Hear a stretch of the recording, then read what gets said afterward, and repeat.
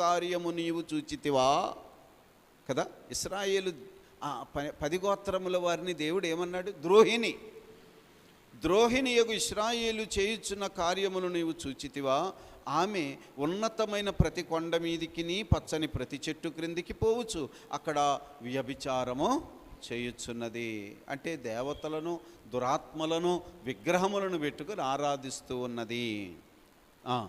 ఆమె ఈ క్రియలన్నిటినీ చేసినను ఆమెను నా యొద్దకు తిరిగి రమ్మని నేను సిలువయగా ఆమె తిరిగి రాలేదు. ప్రవక్తలను పంపించాడు దేవుడు, తన వాక్యాన్ని పంపించాడు, అయినా మనస్సు మార్చుకోలేదు, పతనమైపోతూనే ఉన్నారు.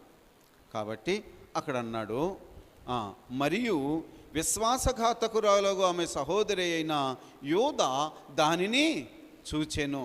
అవునా, చూడాలి కదా. యోదా దానిని చూచెను. ద్రోహియగు ఇశ్రాయేలు